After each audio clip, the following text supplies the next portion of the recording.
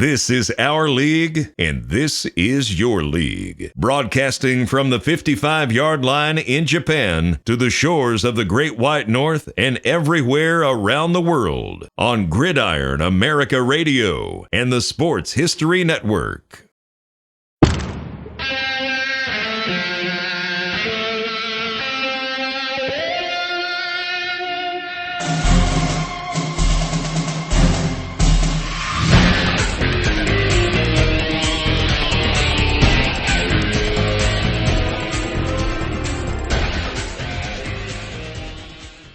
Hey, everybody. Welcome to From the 55-Yard Line. And it is just myself with legendary Upton Bell sitting here. I'm in Japan, and Upton is freezing his butt off up there in Boston.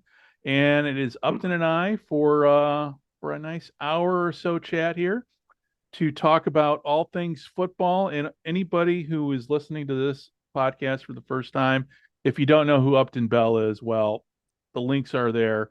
Upton is a living legend in the NFL, son of former Commissioner Bert Bell, former general manager of the New England Patriots, and former owner of former owner of one of the franchises in the World Football League, and a man who has interviewed. How many presidents have you interviewed, Upton? One for a long time, and the other ones I met, including Harry Truman. Yeah. And Upton, and that's you it's when I talk to people about you and I are friends. I mean, this is not the first time you and I have talked. You and I have talked many, many times. Heck, I was sitting in a bar in Chicago and you called me up out of the blue just to check on how things were going with our move. And when I was in Boston, obviously with COVID and everything, we couldn't see each other, but you called me every day, gave me, my wife and I, some great restaurant recommendations. So I've been looking forward to sitting down here talking with you for a long time. So thank you very much. I'm great at restaurants. I'm great at travel. I'm great at everything but sports. But you have spent a life around sports, and that's, your book, President the Creation, is one of my favorites.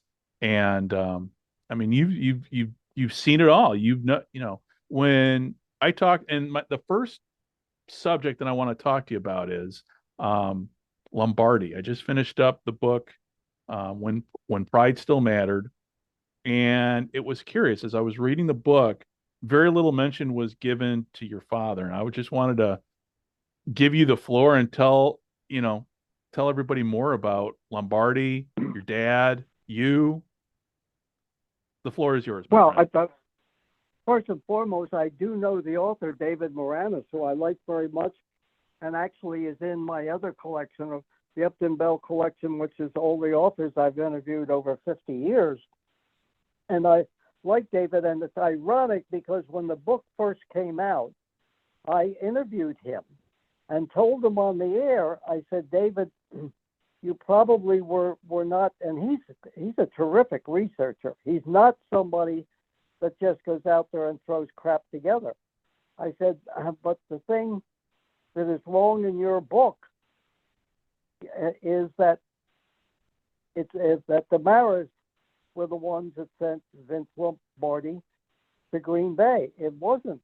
Bert Bell, my father, who was the commissioner at the time, said Green Bay is in really deep trouble. They need a stadium, which he finally got for them through borrowing money from CBS to finance a new stadium. And then he said, we have to do something, or Cleveland, or Green Bay is out of it.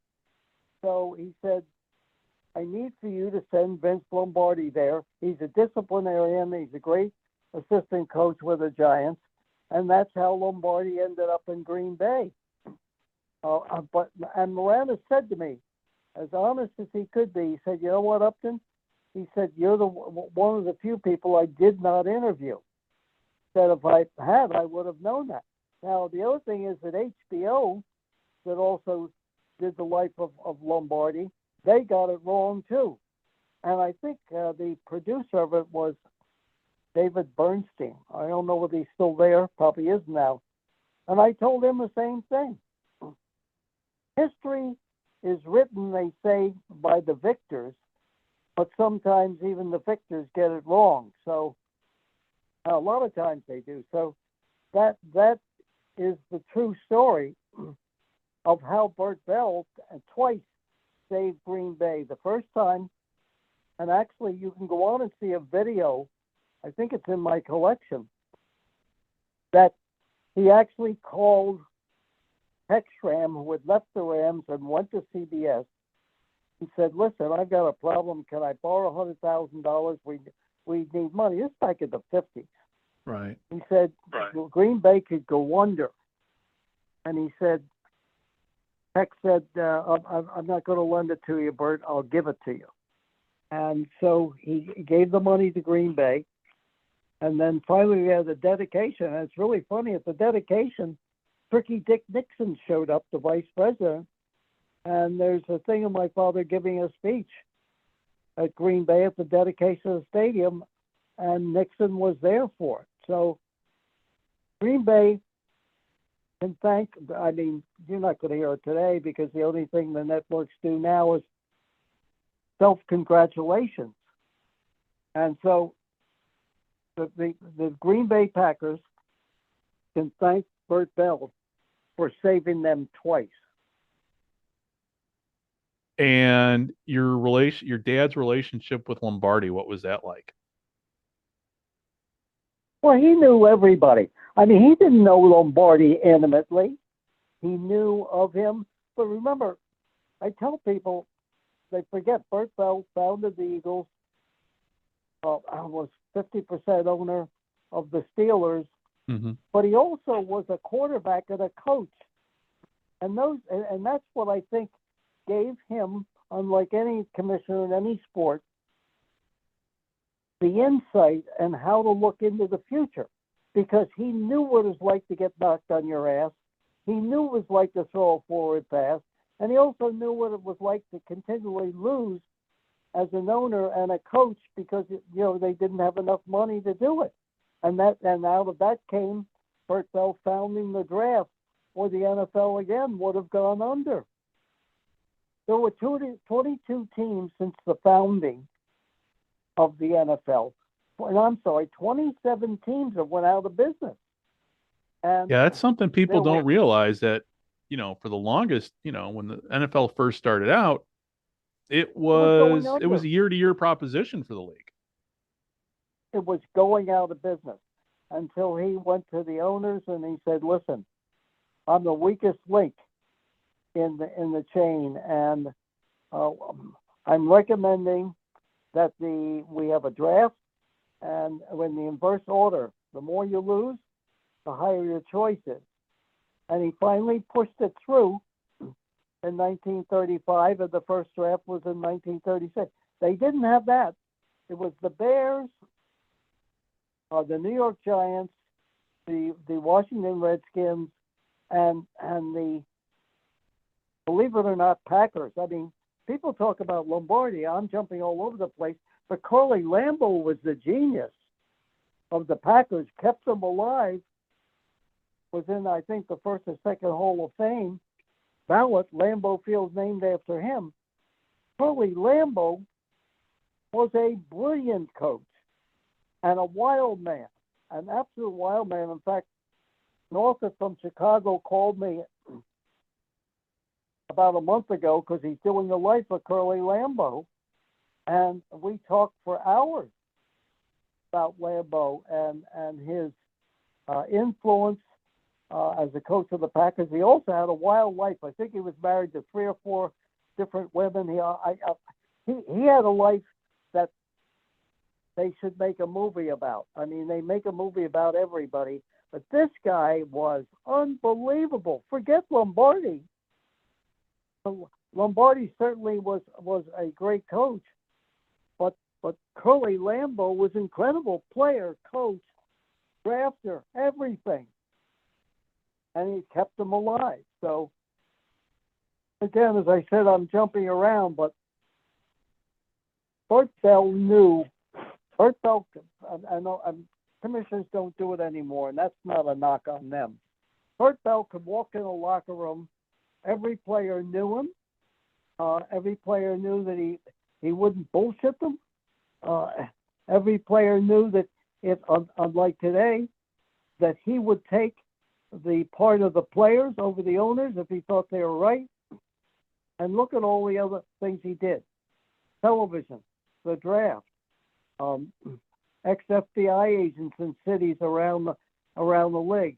He kept the league going by merging the Eagles and the Steelers, and then later the Cardinals and the Steelers during the Second World War, and told the owners if they closed the league down, they would never open it again. And he was right, because along came the All America Conference, and one of the teams in it was the Chicago Dons. So, there was the LA Dons, but Chicago had a team. Yeah, the Rockets. The Rockets. But wherever you look in the NFL, you will see Bert Bell's fingerprints. Well, But I'm glad. I'm glad. Oh, I'm sorry. Go ahead. No, I said he knew. You know, a lot of people don't know. I put it out on social media a while ago. Watching the Rose Bowl, the Michigan-Alabama game, is that Bert Bell threw the first pass in Rose Bowl history. I didn't know that. It was one of the few Ivy League teams, 10 in 1916, 1917, played in the Rose Bowl against Oregon. They lost. I think it was 14-0. And I was trying to get, because I think actually NBC has the video of it. Bert Bell threw the first forward pass in it. And when the Ivy League was a power, he led 10 to the Rose Bowl. Never happened again. Wow. Oh, I knew you led him to Rose Bowl, but I didn't, until I didn't know your dad threw the first pass in Rose Bowl history. Wow. Well, not only that, he coached then later on with John Heisman for the Heisman Trophy.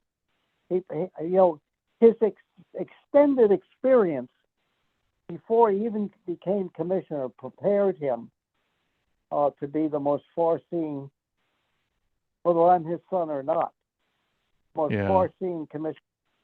And back to back, I told NBC News about 7 or 8 years ago when they were doing something on the NFL. They wouldn't use it, and I know why. I said the greatest combination of back-to-back commissioners in sports history was Bert Bell, followed by Pete Rozelle. Mm-hmm. Now, I knew that I didn't give a shit. That I knew they wouldn't use it because they're not going to put it on there when Goodell was commissioner and in charge of the TV. But I got it in anyway. I could care less. But when you think about all that and you see his vision, a lot of people probably don't know. Maybe you do, Greg, but the first televised game in history was Bert Bell's Philadelphia Eagles in 1936 to 37. Bert Bell's Eagles against the Brooklyn Dodgers. Yes, there was a football team, and the World's Fair had come to New York, and NBC wanted to experiment with a football game to show it at the World's Fair, and that's what they did. And the great thing about it is that he realized that day that television was the answer, that the NFL was the most televisable of all games, and that's why, even though they say that Pete Rozelle was the guy that really bought TV, Bert Bell was really the father of modern television. With the first national television contract that he signed in the 50s with the Dumont Network, way before the ABC Monday Night Football that started in 1970. So there's history everywhere, and he made it all. But he also understood the game was the players. Now the game is not the players. Right. Yeah. Yeah. No, I agree with you. The game is now is how many games can we play? How many TV contracts can we get? How much money can we make? And that's fine. I understand all of that. But there are 17 games now. Half the league is hurt. All but a few quarterbacks are not playing. They play on Sunday. They play on Monday. They play on Thursday. At the end of the season on Saturday. The body cannot take that type of beating. Right. And it's funny, I go all the way back into the middle 60s having conversations with our players at the Colts. So I said to them one day, you play on Sunday, how long does it take the body to recover? And all the players said the same thing. Usually by Saturday, you might feel better. Might feel better. So now these guys have to play on a Sunday. Then they have to play on a Thursday. They're playing, instead of 16 games, they're playing 17. And I'll tell you what, pretty soon it's going to be 18. And that's where it's headed. But your major product, your players, are now just guys that are out there. And with the player, I mean, obviously the conditioning of the players today is so much different than from what it was even back in the 60s. But let's go back to the 60s. For people who don't know, let me just interject here. Yeah. Here's also the problem. So your players are approaching, your offensive defensive linemen are approaching 400 pounds. Yeah. Your players are just so big that the collisions are horrific. I mean, I have 3 sets here, and so I get all the games. And I have one set that's 75 inches. I can see the whole field. I can see the collisions. And I'll tell you, sometimes I even have to turn my head, and I'm used to, the game, and I'm used to the violence of it. But that's the other problem, that the players are so big and so well conditioned and so good, they get a flying start. And, look at what's going on the sideline. I mean, you have the medical tent. Jesus, every minute there's somebody in the medical tent. And when it comes to the players of today versus the players back then, so one of the, a lot of people forget that we were part of the Colts for how many years? 10. 10. So you started with the Colts in what year was it? I can't remember. It's in your book, obviously. 1960 to 70, 71. Yeah, yeah. And so during that, go ahead, Upton. I'm sorry. I didn't mean to overtalk you. I said the players then were big, but now they're 3 times the size. And one of the other interesting things, because I can make all sorts of comparisons, is one of my reasons for saying, and people agree with me that know the game, is that players worked themselves into shape. They came into training camp. There were 6 preseason games, but the players didn't play in all of them. And by the time it started the season, they were all in good shape. Now you have 2 or 3 pre-training camps. Then you have training camp. And then the Players Association made a deal with which has come back to haunt them, that they wanted less practices, less padded practices, less scrimmaging in camp, less during the season. And as a result, they're getting more damn injuries. And now they recognize it, but they've already, agreed to it. So you wonder why there's so many injuries. You wonder why there's so many bad games. I mean, I'm talking about real mediocrity. And the reason is that these guys are only getting shape because they're not used to hitting by mid-season. And, back in the 60s, everybody, it was how long training camp was? What, 2 months back in the 60s? It's about, we went in July and broke like just before the first week in September, something like that. Well, that's the other thing. You went away, and players knew how to bond. Yeah. There was something about it. And again, I want to be very clear to your audience.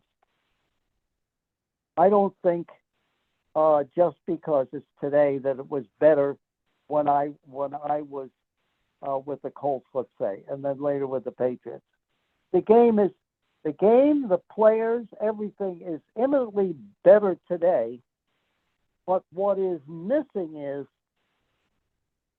the immediacy of the problems. And it's almost like they become too refined to the point now where players are brittle. Even though they're bigger, they're quicker, they're faster, they're stronger, they're everything. Then you played 14 games and then eventually 16 games, which was finally changed. Players did play themselves into shape. Players did get hurt. The other difference is now you can't touch the quarterback. You can't touch the receiver. You blow on the quarterback. That's it. Then forget it. I mean, the quarterback was fair game on every play. But you know what's ironic? There were less injuries. The game was much more brutal then. The hitting was really something. But you didn't have the injuries you have now. Right. You can be too finely tuned.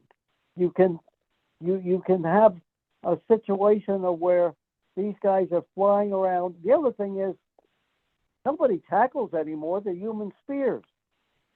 So now they've had to refine things. There's no longer a kickoff, rarely a punt return.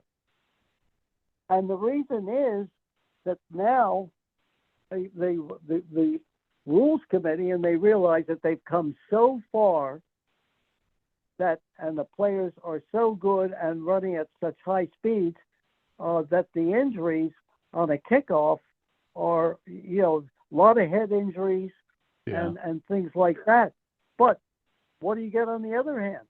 You're taking a play out of the game. I'll be dead a long time, but it will come back. You will have flag football someday. The game is being played on the outside now anyway. It's an outside game. Right. And if you don't have a good receiver and a guy can throw, forget it. But they're getting what's the Pro Bowl now? The Pro Bowl is now flag football. Yeah. Yeah. Well, let me ask you, when it comes to the rules today, I mean, you knew Johnny Unitas. You saw, I mean, how would Johnny Unitas have played? What would his stats have been like compared to, say, Tom Brady if he would have been, if he would have been able to play, for in the 2000s? Do you think his stats would have been better? Oh yeah, because Unitas was always under deep pressure, even though we had a good offensive line. He didn't give a shit. I said that I was asked who were the two greatest quarterbacks I've ever seen. I said Tom Brady and John Unitas, because of the way they could pick things apart, the way they stood in the pocket at the last minute, their intellectual understanding of the game that really is quite complex, and even more so today, is that they just knew. There are some people, whether they're performers, movie stars, the Einsteins, the great, the great people that see way ahead of things. These two guys were like these two great scientists that didn't have, neither one of them had really great ability as far as athleticism is concerned. Neither one of them were runners. Neither one of them could do what you see quarterbacks do today. You've got to draft a quarterback today that has to be able to run, has to be able to move in the pocket. Look at the quarterback at Buffalo. Allen. He's incredible. He's 6'5". He's at almost 250. He's part of their running attack. Josh Allen is like this super athlete playing quarterback. Neither one of those guys were that. But what they were human computers. They knew right away. And of course now every play is called by an offensive coordinator. Every play is called defensively by a defensive coordinator. I said, for Christ's sake, when you have a genius like a Brady or Unitas, you don't need anybody to call anything. They are the people that are on the field that see the game better than anybody. But that's what you have now. So there are better athletes. I mean, people like John Elway, people like Dan Marino, great throwers, great athletes. Joe Montana. I could name a whole bunch, going all the way back to Sammy Ball. Yeah. That were better athletes. But these guys were, it was like watching Einstein, with the theory, discovering the theory of relativity. These people were human scientists. And with that, there was the other part with the Colts with Don Shula. Now, obviously, anybody who knows football history knows that from what I've read, and I'm going to ask you, the relationship between Shula and Unitas wasn't the greatest. But when it came to Unitas called its own plays. So what was the input on Shula with Shula on the sidelines during a game? Well, a couple of things. First of all, people forget the most underrated coach of all time was Weeb Eubank, who was before Don Shula. Oh, yeah. And Weeb won the two biggest games in early NFL history.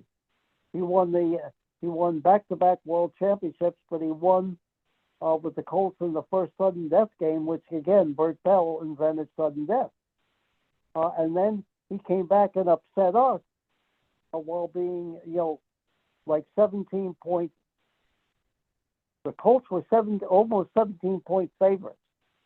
And he came back and upset us with Joe Namath and a great defense. He was really something. He's on my list of the 10 greatest coaches of all time. People have a tendency to forget him. But when Shula got there, he was the one that set up all the great defenses in Detroit when they had those great teams in the 50s under Buddy Parker. When he got there, the problem was they were both young. Shula was I think he just turned 33, 34. And when you're young, you think you know it all. And there were clashes. And this one particular day, I was on the field. It was, I think, pardon me, either the year that we end up losing the Browns, 1964, or 65, when we lost to Green Bay and sudden death. And Shula had set a play in, which was rare. United was so well prepared, you wouldn't need to send the play. And I think today he tell Josh McDaniels or one of these geniuses, he tell them to go screw themselves. But Shula sent in a play. Giants ran the play, and what happened was it ended up being an interception. And when he came running back to the bench, which you wouldn't see with these guys today, he said, if you're going to call a play, get it fucking right. You ran to the bench. I thought, oh my God, are we going to end up in a fist fight here? But Shula said nothing, and that was the last play sent in. And with those 60s Colts, you were down there for Super Bowl III. I always hear people talk about the New York Jets side of things, but when it comes to the Colts, obviously, I can't even imagine how big of a loss that was for the franchise. I mean, just what was it like after the loss?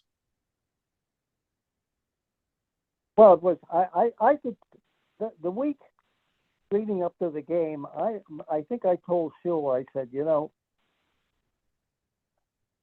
I think I had a sense that our players thought that this was going to be, an easy. It was going to be an easy game if they played their game, and it probably would have been. It would have been competitive, but I think I felt that the players were taking the Jets lightly. I think I said something to Shula.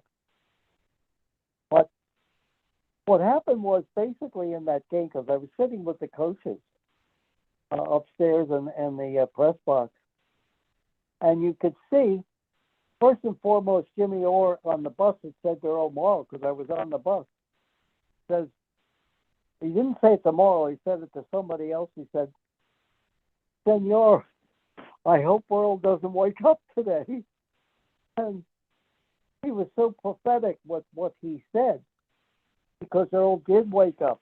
He wasn't the same player that when Unitas got hurt that led us, into the Super Bowl and a huge 34-0 win over Cleveland. And he did wake up, and he missed it. One of the key plays was handoff to Tom Matty. You threw it back to Earl, and Earl had Jimmy Orr wide open in the end zone, and ended up throwing to Jerry Hill, and that was it.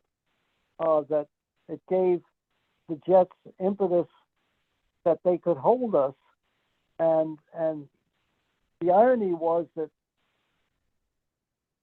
Shula was going to give Earl the first half, and then give him a few plays in the second half. Now, Unitas claims that Shula told him that I'm going to start you in the second half. I don't know which one was true because I wasn't there on the field or in the locker room. But the Jets, I think it was 0-0 at halftime, and the Jets were up 3-0. But I knew when we were in the locker room, even though Unitas' arm had been injured and still recovering, I thought if you put Unitas in there, even if he can't throw the ball that well, they need something. And of course, it ended up, the Jets were smart. They ran the clock down. Matt Snell had a great day. They kicked all those field goals, and they end up beating us 16-7. After the game, it was one of the few times, if ever, I saw an owner walk into the locker room after the game and tell the team he was embarrassed, and he would never let that happen again. I mean, it was, I didn't see the whole speech that he gave to the team. It's unusual for an owner to do that.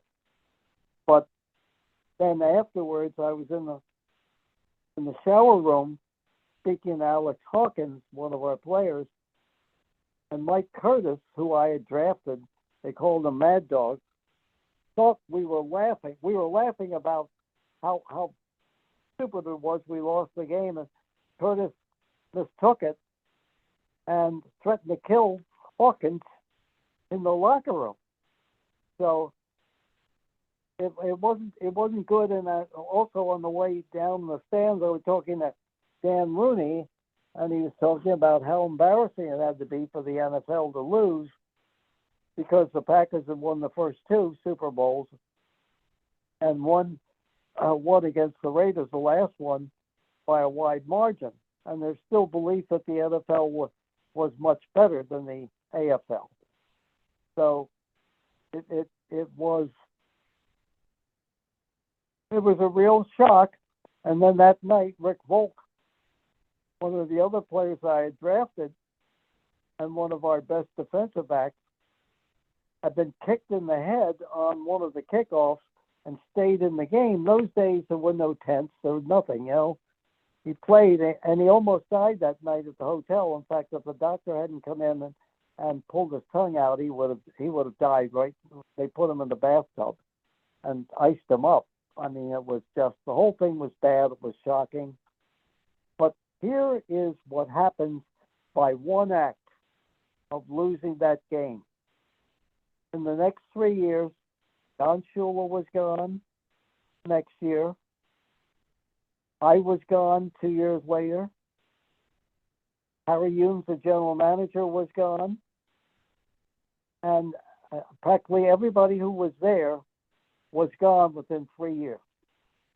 If we had won, I might never have left Baltimore. Because I was a kid. I mean, by a kid, I was really mature, but I was only like 27, 28 years old. Mm-hmm. And I mean, guys today don't even get jobs like that. But I had so much success, and I'm not bragging, I'm just saying I had so much success. I said, why do I want to be a general manager right now? You know, I'm still so young. You know, then general managers didn't get jobs till they were in their 50s. Yeah. And I was happy in Baltimore. I liked Shula. I liked everything about it. Loved the town. And there were all of us. George Young, who went on and was my assistant and now is in the Hall of Fame, he got fired. Everybody either got fired or left. And I say that was the game that changed all of our lives forever. And then you went to New England. Well, back then they were called the Boston Patriots. Yeah, I got the coaches, I got the owners to rename them the New England Patriots because we were moving to Foxborough out in the middle of nowhere, and I told them we needed to draw from the 4 or 5 New England states. And I finally convinced them, and I said, you can't call them the Bay State Patriots. I said, because the newspapers, then, they were newspapers, were writing the BS Patriots. I said, you want people to say it's the bullshit Patriots? Ridiculous. So I have to take credit for that. I am the father of that name. Every time, it's funny. Every time I see, I'll go through just catching up with my football history. I'll see every now and then I'll see that reference and I just smile. I go, that was Upton's idea to name the New England Patriots. I think I even told my wife that one time and she was like, oh, that's nice. My wife, yeah, Norco doesn't, really, she's not into football like I am. But yeah, no, every time I see, and let me ask you this too, and this is just completely off topic. Why didn't and obviously this happened long after you were gone, but why didn't the Patriots stick with the old school Pat Patriot that I grew up knowing and loving?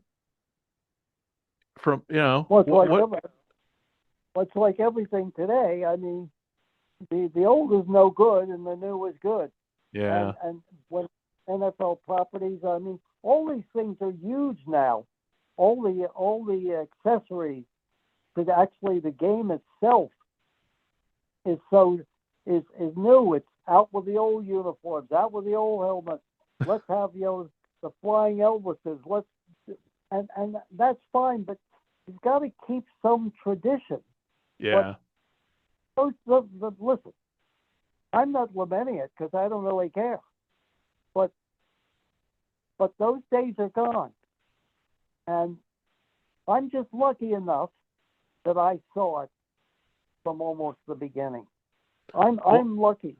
I look at it this way. I love watching the games. I do a lot of reports on them.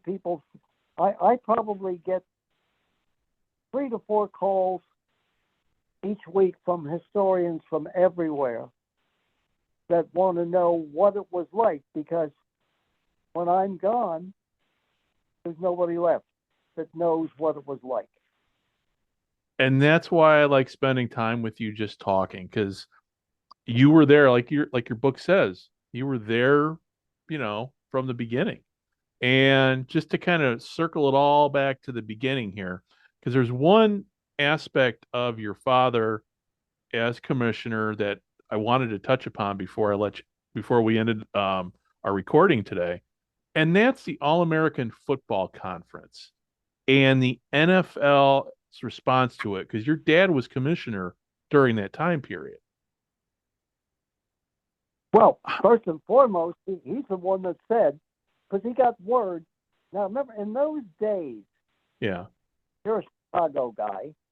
Yeah. The biggest game in football was the Chicago All-Star game when an Arch Ward, who was the sports editor of the Chicago Tribune and one of the real powers in America, Arch Ward helped found that All-America Conference. Mm-hmm.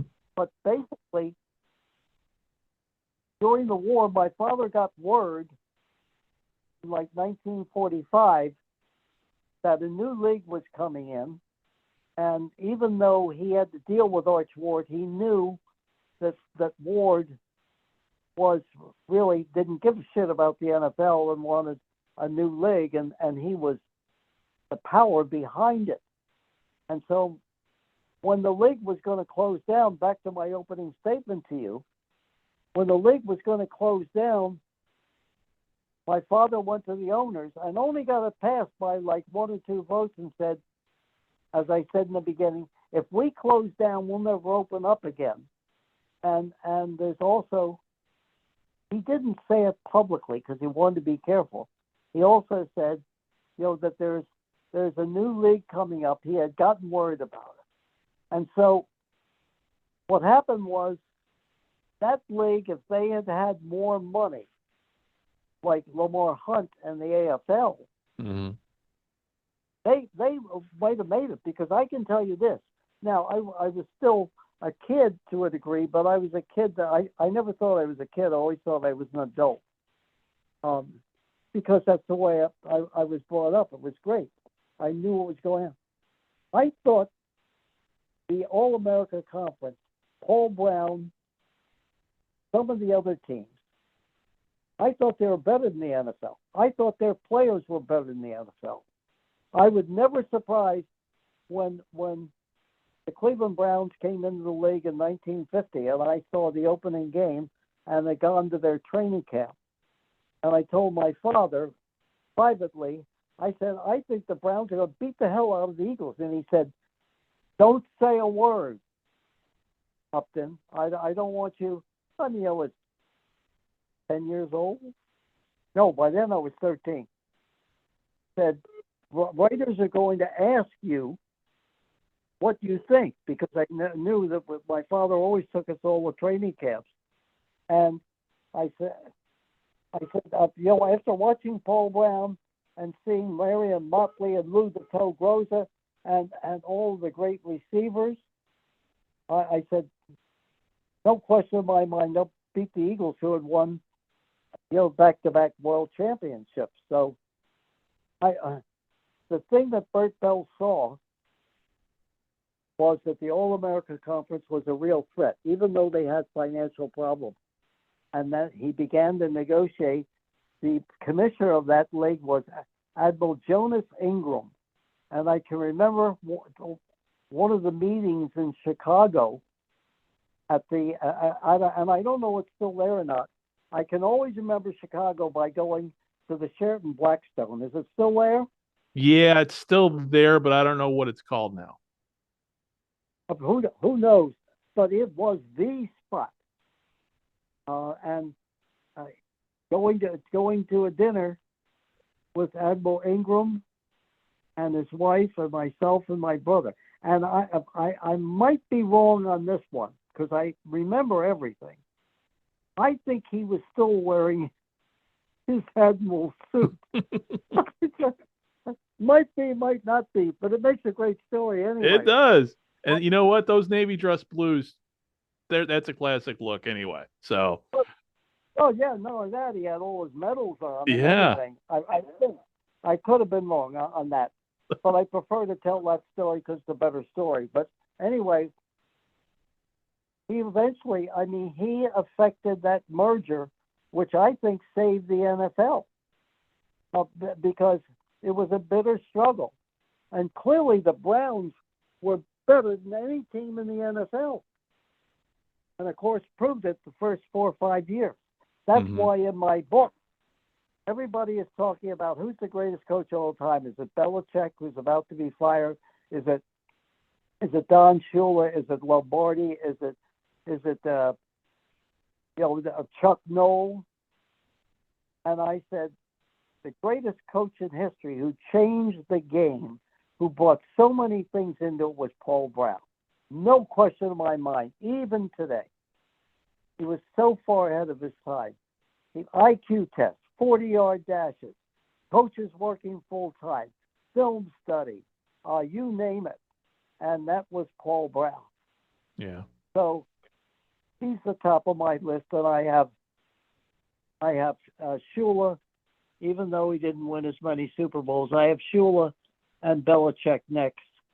Although I've redone the list now, not in the book, and I've actually put closer at the top of there with Bill Walsh, Vince Lombardi, and Chuck Noll. I have them either right there or ahead of those two.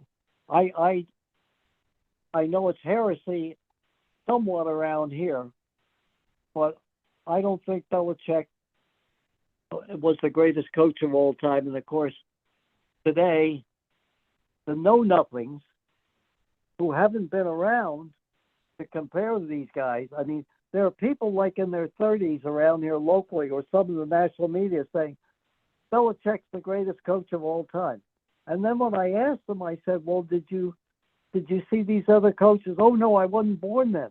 I said, let me give you an example. I can't say Red Grange was one of the greatest players of all time. I say, because I never saw him. I wasn't born then. I saw him on film, and I liked him and thought he belonged in the Hall of Fame, but I can't say he was the greatest. And I said, you can't say somebody is the greatest if you haven't seen them. And that's what I find a problem today. Everybody's got this great and that great. I think the other big argument is this, unfair or not. Belichick coach at Cleveland, been here for 23 years. He's won nothing since Brady has gone. Yeah. Nothing. Bad. That doesn't mean he isn't really a terrific coach. He's just not the greatest. Yeah. No, I agree with you. I agree with you. He got one of the two greatest players of all quarterbacks of all time. And now the players that's beginning to come out of are saying that basically, and this is not good for Belichick, but there's a series coming up on Apple on the Patriots and their dynasty. And Danny Amendola, one of the players, said, we played with Belichick, but we played for Brady. That's a hell of an indictment. Yeah, yeah. And also, too, and maybe you might agree with me on this, but, I would say Belichick's the greatest coach of the 21st century. I mean, you could break it up that way because obviously rules. I don't know. I don't know. I think he's really a good coach. That's the other thing that's changed. If you don't know how to deal with today's player, right, who is completely different, you can't operate out of fear anymore. They'll tell you to go screw yourself. Yeah. The guy I love is the new coach, the rookie coach at Houston, D'Amico Ryans. Oh, I love this guy. He was a former player. He then worked for the 49ers. I was asked today to give my opinion on who was the coach of the year. I said, D'Amico Ryans. And I said, you know who I think is the quarterback of the year? It's C.J. Stroud. Oh, my God. I mean, that guy's got a gun for an arm. He's got great poise. He's got everything. And he's really made that team. I don't root, but I'm rooting for them Saturday. And that's a franchise that everybody wrote off a couple of years ago with Deshaun Watson and everything. The father who founded it, I didn't care for. He's died. Now the son owns the team. I don't have a lot of time for him either. Yeah. But that's what are you going to do? Billionaire row. Yeah. Well, yeah. Oh, go ahead. I didn't mean to talk over you there. No, I'm just saying. before we get off, I got to give you my petty peeve of the week. Okay. The NFL has slowly but surely going to what I predict will be the future. They first of all took the Thursday night games free off the free network and put it on Amazon.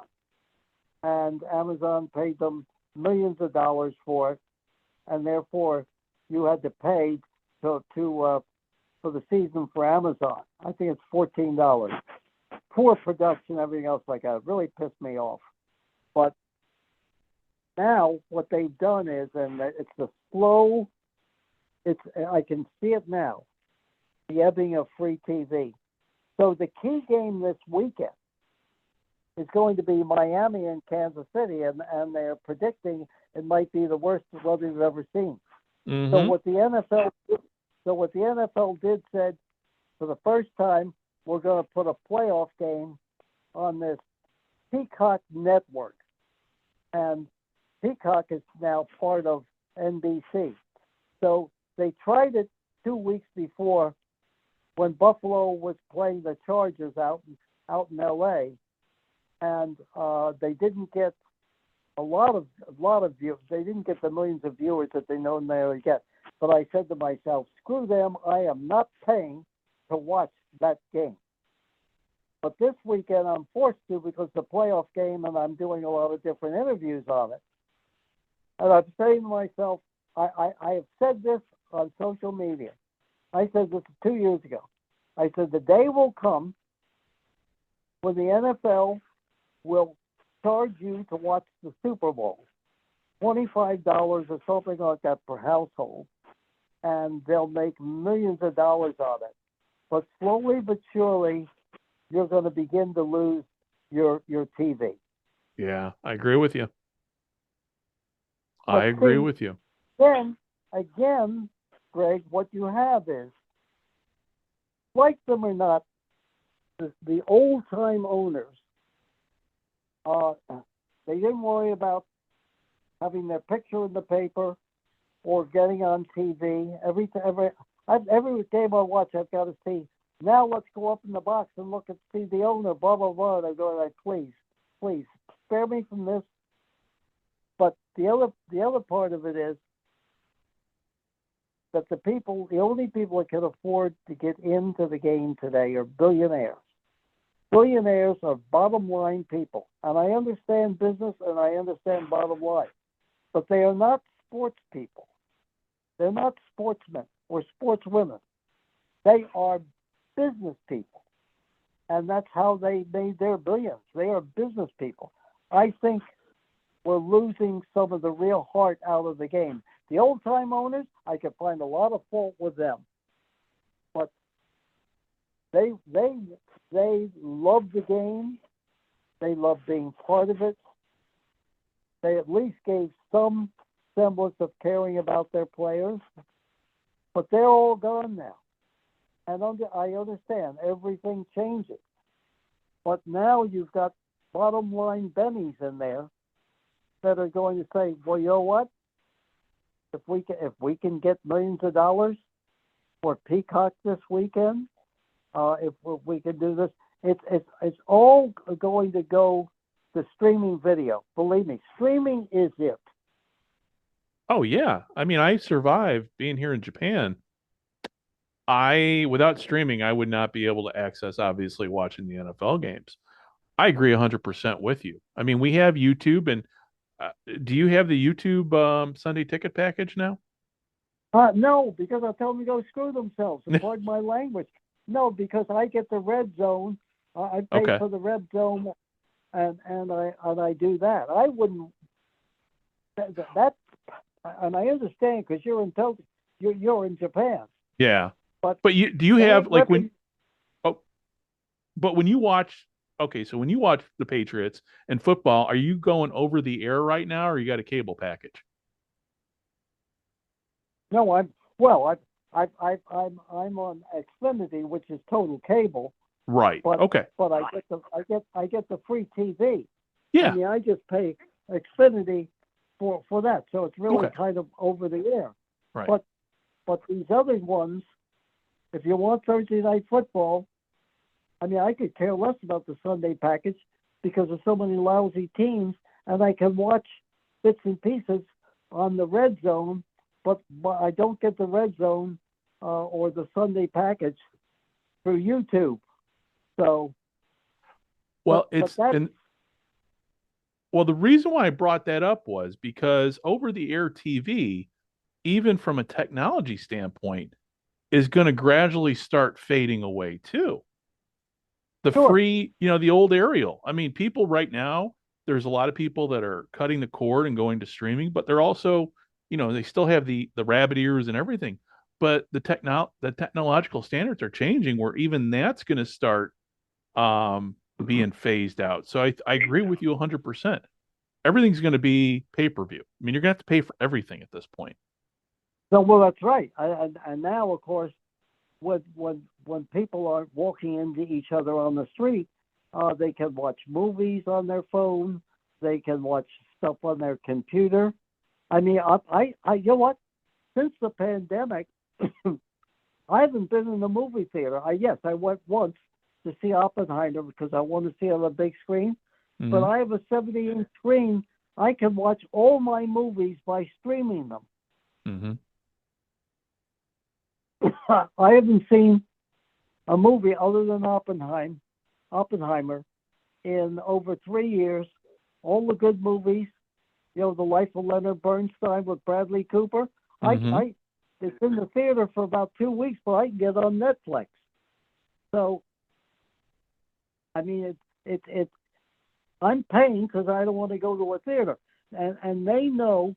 For instance, on the channel that is going to have the Kansas City Miami game, Peacock, I can get a movie called The Holdovers, and if I went to the movie theater to see it, and it's recommended as an Academy Award nominee, if I go to a theater and I tried that, and by the way, recommend you to see it if you stream it or not, once it leaves the theaters.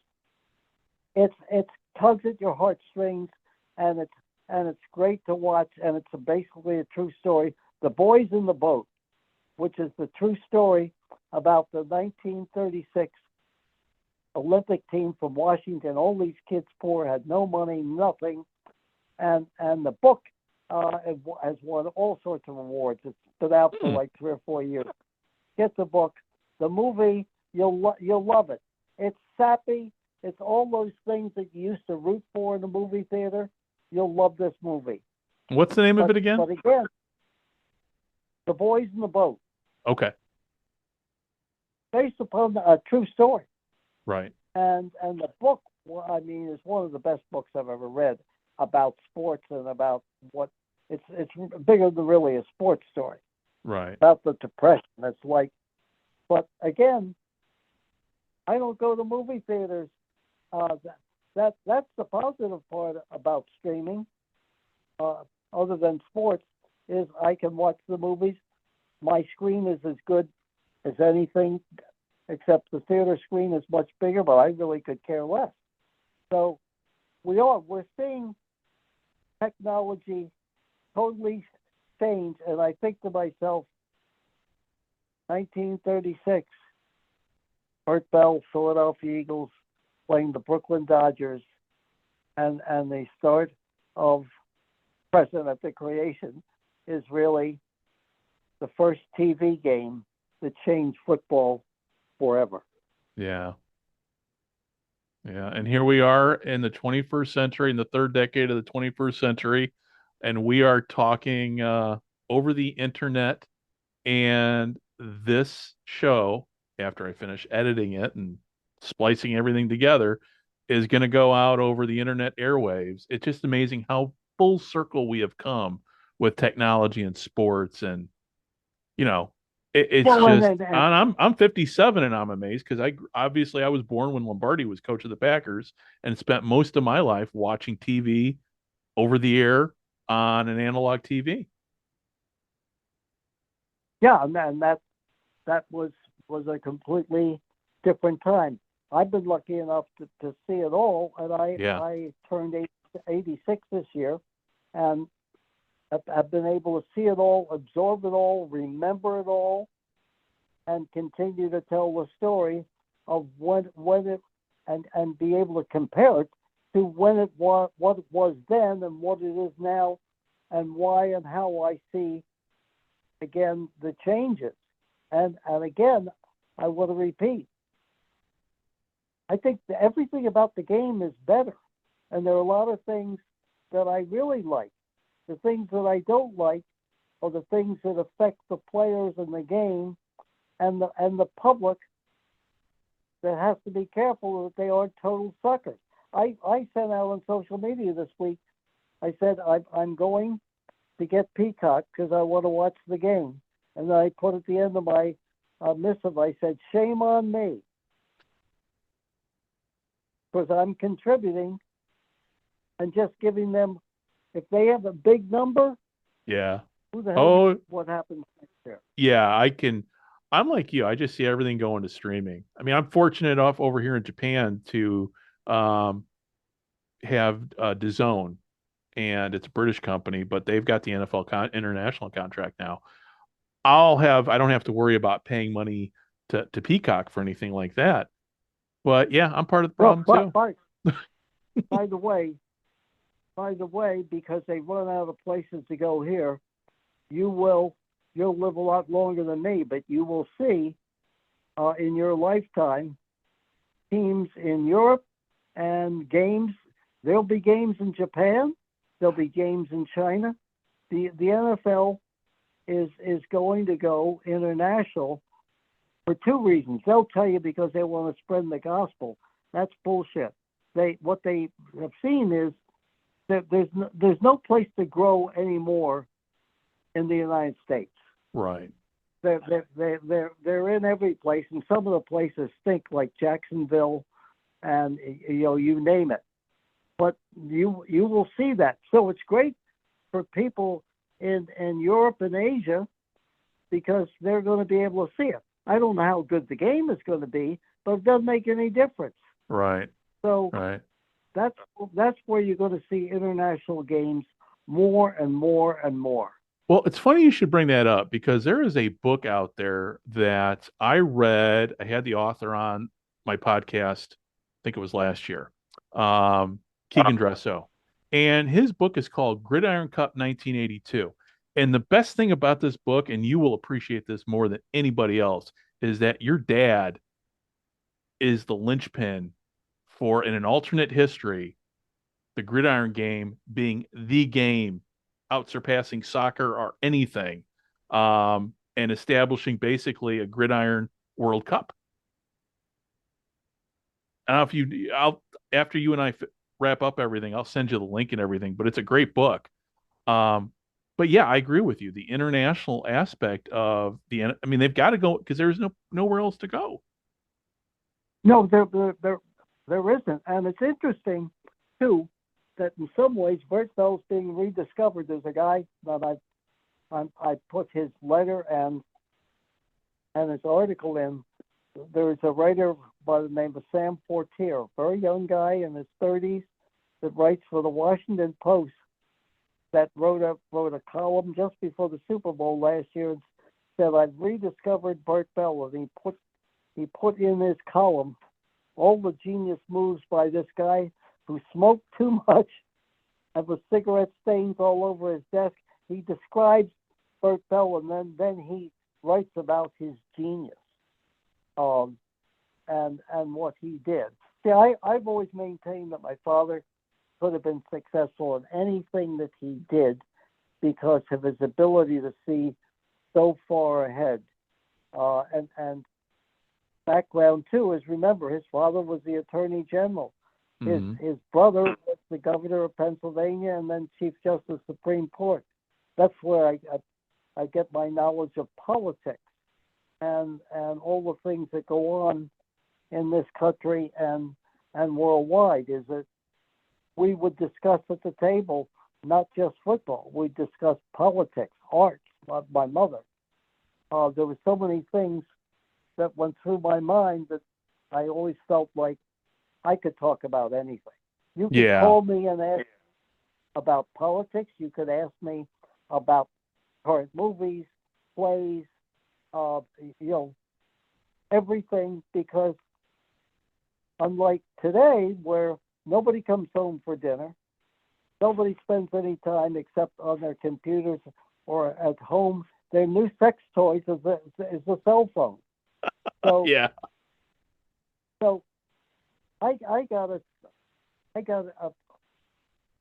open to everything, and heard and met people and heard them talk, and I got an education other than my schools, places I went and learned. I got an education every night because we talked about arts, we talked about politics, we talked about music. Uh, it wasn't just sports. And here you had two people, my mother, who was a Ziegfeld Folly star, knew people all over the world, traveled as an actress, met Al Capone, Lindbergh. You got that whole side of history. And then my father, whose background in his family, he was the only person that wasn't a lawyer or politician, yet he knew everybody. He knew presidents. In the Harry Truman Presidential Library, Bert Bell's right in the rotunda.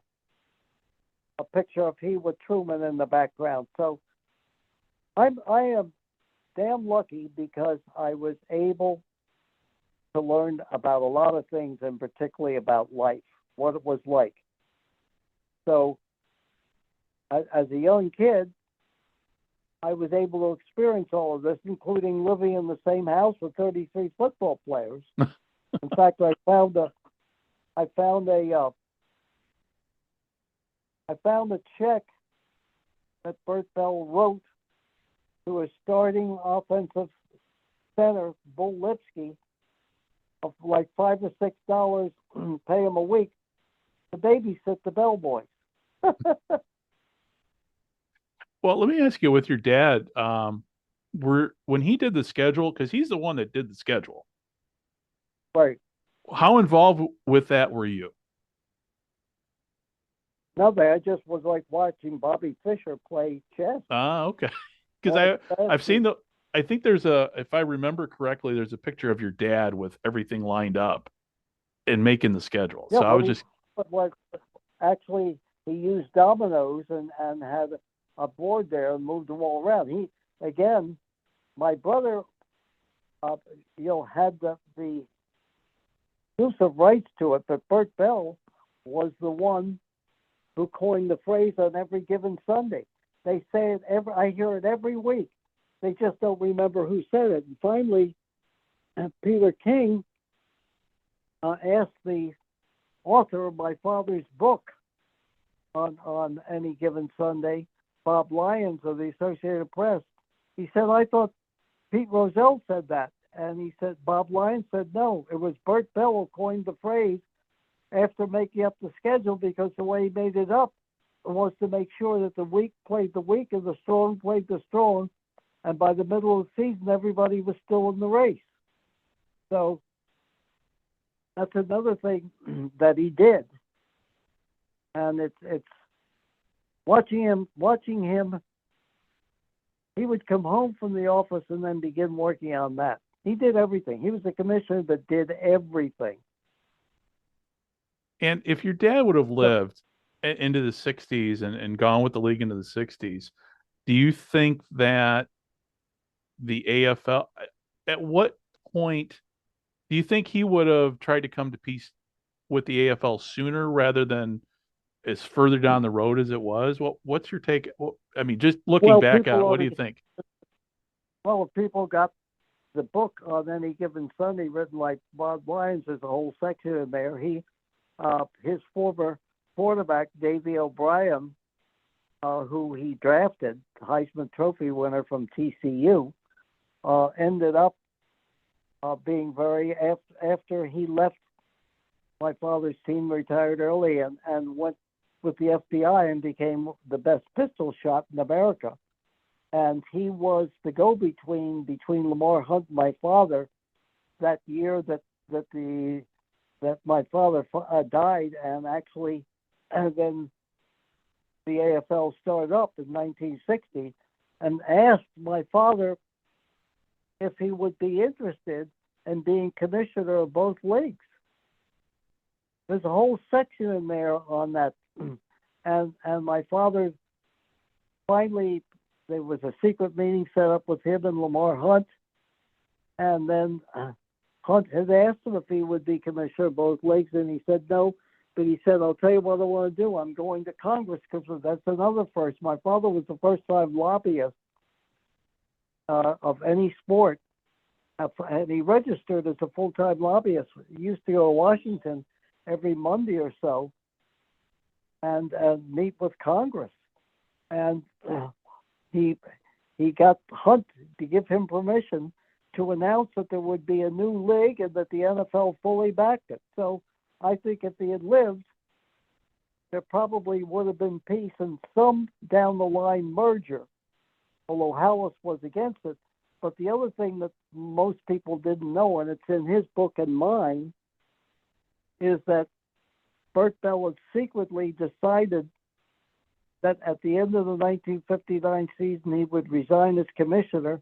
He had made a secret deal with the Philadelphia National Bank to buy his old team, the Eagles, for $950,000. But none of us knew it until 3 days after his death, when the bank called and said we didn't know anything about it, that we're sorry we can't complete the deal. And we said, what the hell was the deal? And they explained it. So if he had lived 3 more days, you could be in my box at the Eagles. Oh man! But that's the irony of life, you know. That is. So anyway, I think we've done it all tonight, or at least we've done it all tonight. So for those who are on social media, the best way to find Upton is on Twitter at Upton Bell. And the great thing about Upton's Twitter account is he talks about everything, not just sports, politics, whether you agree with him or not. I always love Upton's hot takes on politics. And Upton, the other thing I want to add, if I've got 2 big websites, one that has the whole history of college and pro football from the 1890s to today, and that's the Upton Bell Collection at UMass Amherst. If they go online, they can see it and go into all the different categories, and it has my Super Bowl ring, and it has all sorts of stuff in there, including a gold football from George Hallis to me when he won the championship in 1946. There's stuff that I've been offered hundreds of thousands of dollars for, that is in that case and in that collection, along with the history of the Bell and Francis Upton family. So please go online and take a look at it. If you're in the area at all, go see it at UMass. It's an amazing collection. I will add the link to our show liner notes when this podcast comes out. So and I'll be spending quality time with it today here on my side of the world, looking at everything that's on there.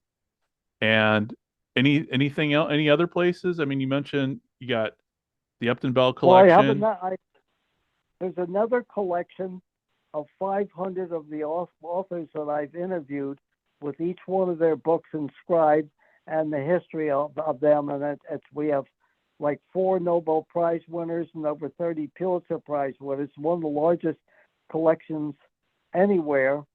And it'll eventually have interviews that I've done, not on sports, but with these authors. And you can get that by going online at UMass Lowell, although that hasn't been finished yet. But you can still go on and look at some of them. There's still 300 more to go up there. So I also will be featured in the New York Times, I think, at the end of this week on the real story of the Patriots. Oh, really? Then and the Patriots now. Yeah, it'll be. In fact, the author or the writer for the New York Times, and it'll be in the business section, is Ken Belson, who lived in Japan and wrote on Japan and business back about 30 or 40 years ago. He's an interesting guy. Okay. Well, I'll be hounding you via text probably saying, "Hey, is the link out yet? Is the link out yet?" Because you just love, I'm sure, my text at 1 a.m. when you're trying to sleep. And, No problem. well, on that note, my friend, you stay put here because I want to talk to you before we hang up the phone. But at least with the show here, for everybody who's listening, thank you. First of all, thank you very much for listening. And please stay tuned for part 2 of the podcast where Dave Selinsky and I will be sitting down with Fran Stuckberry to talk about Fran is from Our Sports Central. Our Sports Central. My apologies. I only had 1 cup of coffee here today, but we're going to be talking more minor league. We're going to be talking this week in the minor leagues. We're going to be talking United Football League press coverage, and I'm sure a whole lot more with Fran. So, for everybody listening, thank you very much for spending time with Upton and I this morning and this evening, depending upon where you are in the world. It's evening there in Boston. It's morning time here in Japan, and we'll be talking to you very soon, and hopefully, Upton, we can have you back on here. I want to. Well, I love spending time with you. I want to say to your audience, sayonara. Domo arigato. Thank you very much, Upton, and for everybody, please stay tuned, and we'll be talking to you soon. Bye bye.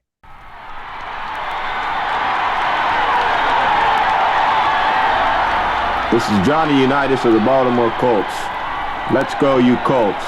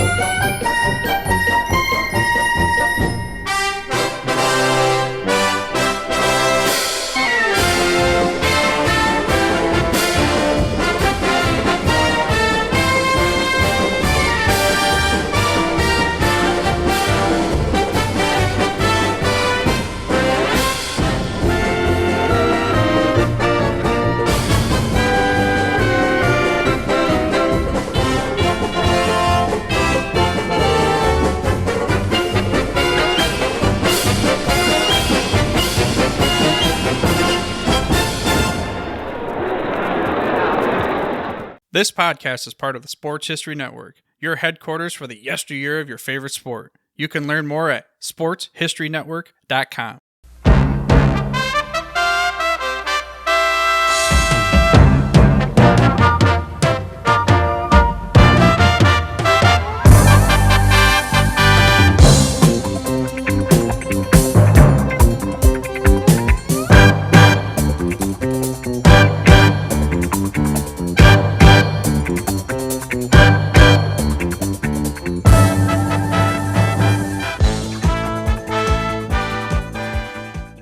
Hi, everybody. Welcome to part 2 from the 55 this week. And I am sitting here with Fran and Dave. And this part of the show, I want to talk, I spent a good long time talking with Upton, the first part of the show. I haven't edited it quite down yet as we're talking right now, but it was a long talk. So if you haven't listened to my interview with Upton, please do, because Upton Bell is a living legend in sports. And as I was telling both Fran and Dave here before we hit the record button, Upton Bell is he's a living link to the past. So it was a pleasure to talk to him. Him and I are friends, so it was great catching up with him. But unfortunately, as I mentioned before we hit the record button, there was one question of Upton I did not ask, and that was about his relationship with Howard Cosell. So hopefully, I'll be able to get that in a future episode with Upton, because as you hopefully have heard, Upton sounds pretty good for a guy of his age. So How old? hopefully he's going to be. How old you now? He's 87 years old. God bless him. Yeah. So, well, Fran, thank you very much for joining us again. Dave, you're up there. You guys both right now are where the weather really sucks or is going to suck soon. And I'm sitting here and it's like going to be like close to 60 and sunny today. So my apologies for that. But Fran, you guys had storms roll through Raleigh and everything this past week. How did that? How bad was it?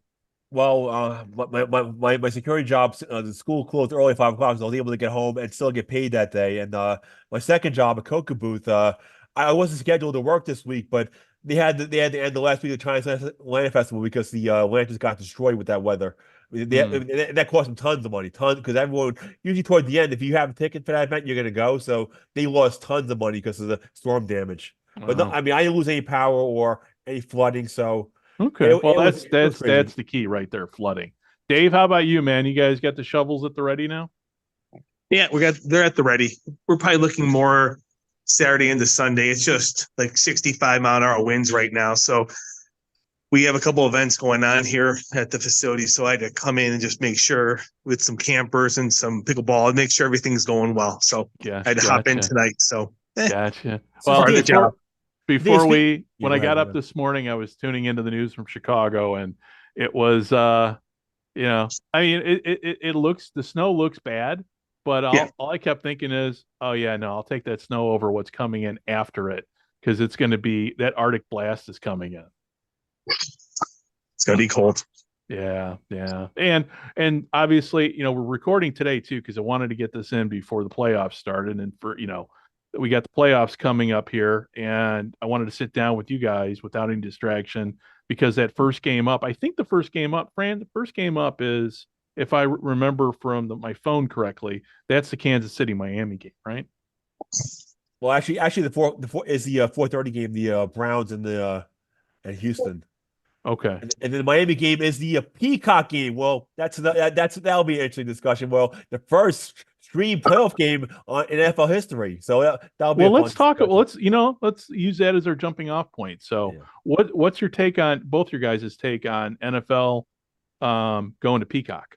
A little petty, because I kind of feel like I mean, you can be over the network, and it's not really necessary. But at the same point, it's only like $5, and if you spend $5, you can use for other streaming services. And people, they just got Peacock. I'll recommend one movie for it. Get The Holdovers with Paul Giamatti. It's a great movie. You'll definitely recommend that. But in general, it's people are complaining because they don't want to pay, but those people may have no money. So we'll see. Yeah. How about you, Dave?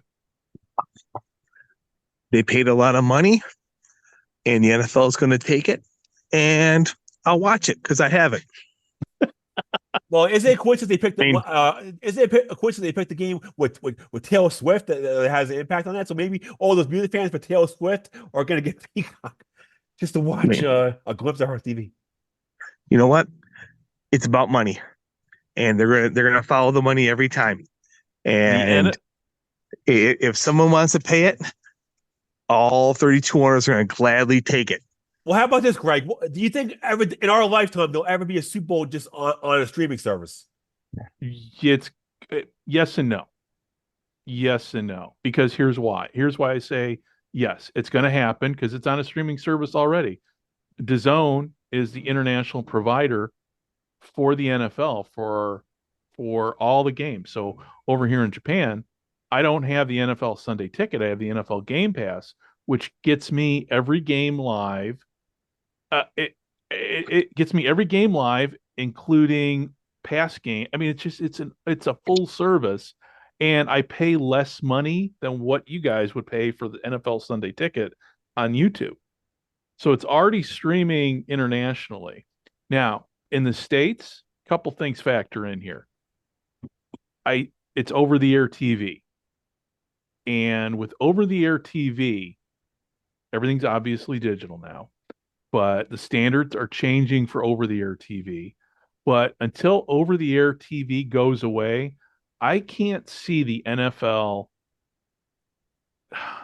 going away from antenna TV for the Super Bowl, at least in our lifetime. That's my take. Well, Greg, wouldn't it kill sponsorships? Why would a Super Bowl spend a fortune on commercials if people didn't have as much access to it? Why would a sponsor want to be on Super Bowl if it's on a streaming service? I wouldn't. Yeah, well, yeah, no, I agree with you. Yeah, that's a great argument. But we're at a point now with I mean, cable's dying. Cord cutters. You got cord cutters, cable's dying. Over-the-air TV is going to be the way people watch sports. Live sports, at least for the foreseeable future. But streaming, that's only if you're in an area that can get that. I know, you guys are in major metropolitan areas, but you go further out. Like I grew up south of Chicago, so we were dependent upon that antenna feed from Chicago. But you go even farther. I mean, you get some areas you don't have. It's hard to get a signal over the air, and with digital TV, it's not like analog TV in the past. Remember analog TV? You could get a fuzzy signal, but you could still watch a game. Not with digital. You got to have a strong signal. And if you don't have a strong signal, you got to get you've got to get an antenna booster. I could get all geeky and because I tried all this when I was living in Chicago with using an powered antenna booster, but like for just a regular guy, it's not very tech savvy. It's either going to be over the air or streaming. But to go to what you're saying, Fran, I don't. I think you're going to see the Super Bowl go to streaming solely, but we're going to all be dead by then. Greg, I don't see antenna TV going away. Greg, before we change topics, let's talk about our favorite USFL league that had a couple of games on Peacock that you actually invested to watch. Remember they had a couple of Peacock only games that some people complained about on social media that they didn't want to pay $5 to watch a handful of games. Give me a break. Just chip in and get it. Well, okay, so let's talk about Peacock. So I'm glad NBC is not part of this league this year because it looks to me, just based upon what I'm seeing, and Dave, I don't know if you've taken a look too, is ESPN Plus is going to be again providing simulcast streaming feeds. Is that that's the way it appears to me? If I'm for the playoffs, right? No, for the UFL. Oh yes, for the UFL. Yeah, that'd be, at the end of the day, that looks like that's the partnership, and that's the smart play. Having it on Fox, ESPN Plus, or possibly an ABC here and there, I think that's the right way to go. That's where the money is. That's where the money is coming from. That's the most solid support. And if NBC wants to go in a different direction, that's perfectly fine. As long as they're on a network, I think that's the key. Being on over the air television, that's the key. Greg, I will make one prediction. The weakest ratings that we're going to get with these UFL games, guess what? It's going to be Fox Sports 1. That's going to be the weakest rating. Yeah. They're going to be buried, and fans are going to be crying, because Fox Sports 1 doesn't have the penetration. And plus, people just, Fox Sports 1, you can't get that on Sports 4. People are not, when you go to Sports 4, it's not going to be on those games. So, well, it's like with ESPN Plus. If you got to go, the numbers I'm sure weren't great for ESPN Plus for streaming because you had to go look for the game. It's not like, you're at home turning on your TV and just channel surfing. If you're channel surfing, yeah, obviously you're going to find, a game on, and I'm talking Chicago speak here, either channel 2, 5, or 7, it's going to pop up. But if the game's on FS1 and you got to go look for it, you're a diehard fan then if you know where to find it. Well, on my Spectrum, it's channel 400, so not everybody's gonna go that high in their channel guide to find it. Yeah. It's cable's dying, and streaming, like you said. Streaming is the way that the future is going. But I think the future is going to be streamed and simulcast all at the same time for a while. Look at the NFL playoffs. The games are on NBC and Peacock, and then you have Paramount Plus, CBS and Paramount Plus. I mean, they're all pairing up. They're all partnering with their streaming partner. Like, I mean, that's how it's going to be. I mean, it's just you have the people who have over the air, and then you have the people who are streaming, and you're going to hit that niche, and you're going to make sure it's you get enough of those deals, and you get what you need, and you're going to find it, and you're going to, if you want to watch the NFL, you're going to have to support 4 streaming services at the end of the day, or 3, depending on who and what you want to watch. It's just it's like the old cable. You got 157 channels. Now you only have 40 channels, but you're paying for the 40 you want, which is everything we wanted. But now we're realizing, well, maybe it wasn't as good of a deal as getting 150 channels. So what about people that have question for people that have kids? What do you guys think about the Nickelodeon game? I think it's Super Bowl to be on the show. What do you think about Nickelodeon, that slime stuff? Is it fun, or is it going to get people to watch? Are people going to care? Does it really cater towards those families? If here's my take, Fran. If you can get kids to watch football, you're basically recruiting a new fan, because having it on Nickelodeon and the way they did it is genius. SpongeBob. Because everybody loves SpongeBob. Because you're attracting kids to a game that they might not otherwise watch. And that's how the NFL has survived all these years. It would be nice if baseball started doing that, because baseball fan base is getting older. CFL, same way. They're not attracting new fans, but the NFL knows how to attract new fans. And I don't know if it's because of NFL films or whatever, but they've always been able to figure out how to keep the fan base young. So Greg, I'll give you a perfect example. If the game's not entertaining, I'll flip it over and watch it on Nickelodeon and just watch the slime. If the game's entertaining, then I'll watch it over on the network. But if it's out of hand, woo, slime, and if you see young Sheldon nonsense, woo explanations, that's more entertaining. A blowout game will still keep me awake. Yeah. And is there only? Oh, go ahead, Dave. I'm sorry. Well, and that's the fun part about this is they're not expecting diehard football fans to watch this. That's not the point. I mean, That's why you see the Manning cast, and you see 3 different, like you'll see the experimentation where they have the main football feed, and then you have people sitting around a table talking about the game, because they know people who want football are going to watch that main game. And now it's everybody else. Yeah. Is, you know what? Maybe a dad and his kids, or his sons and his daughters, you know what? We're going to give a half to Nickelodeon, because now this is going to be something fun. And then that's how you build a bond for Sundays watching it as a family. So, I mean, I think it's great. And Nickelodeon's paying for it. Like, it's one of those things where it's like, you know what? The NFL wouldn't be doing it, or any of these leagues or teams wouldn't be doing it, unless it made financial sense and it made viewership sense. And then that sells sponsorship. I mean, that's what this whole thing's all about. It's about generating, at the end of the game, at the end of the day, these games are about generating revenue.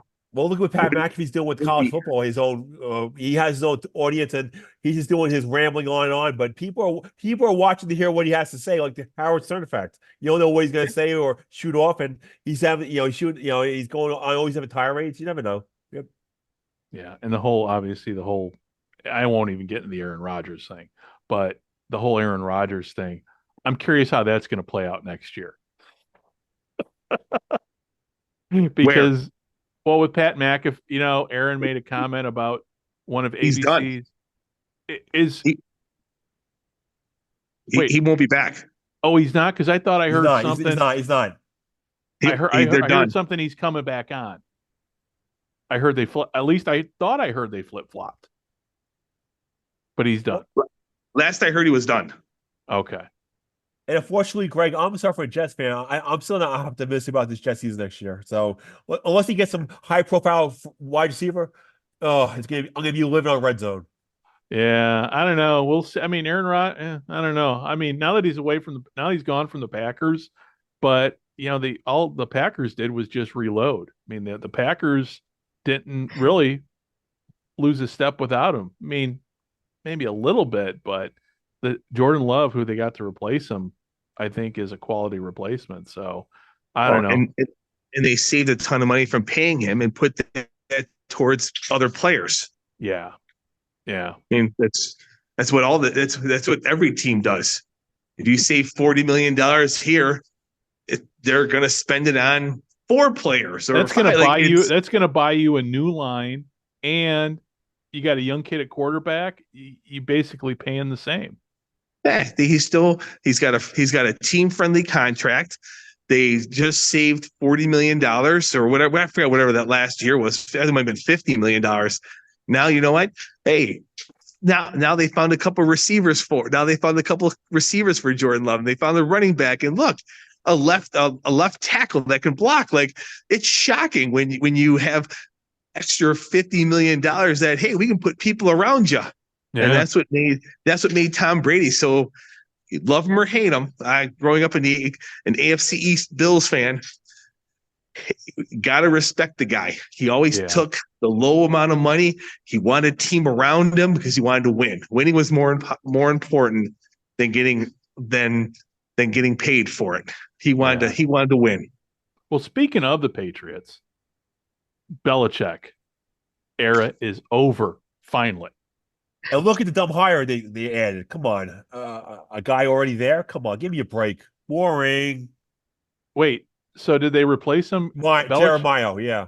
Whoa, because I'm out of the news loop over here. So they replaced Belichick with somebody else. They found somebody else. Yeah, the linebacker coach in their system. Boring.